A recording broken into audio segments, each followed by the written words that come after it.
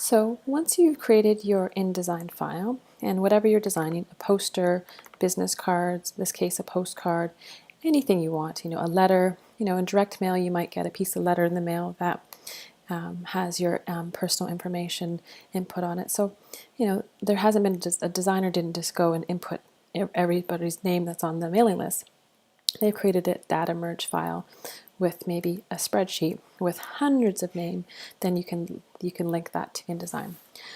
So when you're in Excel, you can have any kind of headers that you want.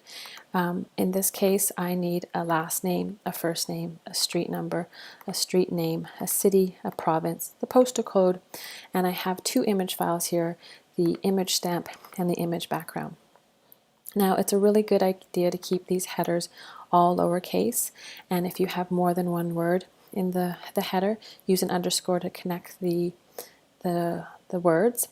And when you have an image, you have to use this @ symbol.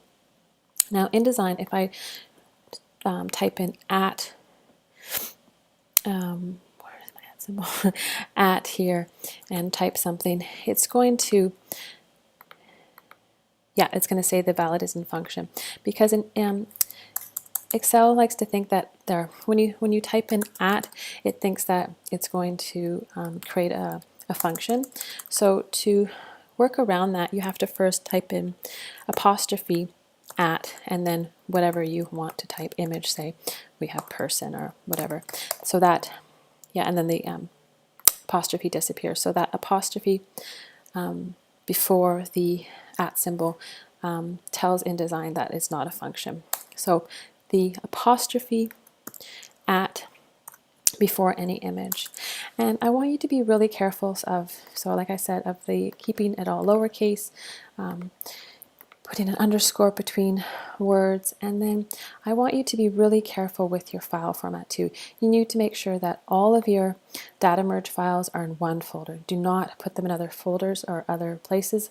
There will be an error. So keep all of your image files, your InDesign file, and your Excel spreadsheet, and ultimately your CSV file. So in this case, I have last names, so you can just type in any last names, first names, street numbers, street name.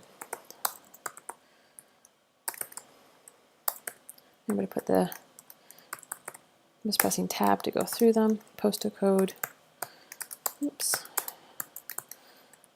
And then image. I have a list of images here.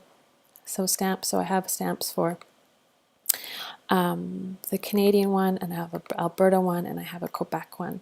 So if this one's going to be going to Vancouver, I will have the Canadian stamp. And you literally can just copy and paste this. Oops, it's going to open it for me there. I don't want to do that. I just want to copy, select all, that entire file name, and I can just paste it in there. Make sure that you still have the period, the JPEG, and the image background one. I might choose the Burnaby.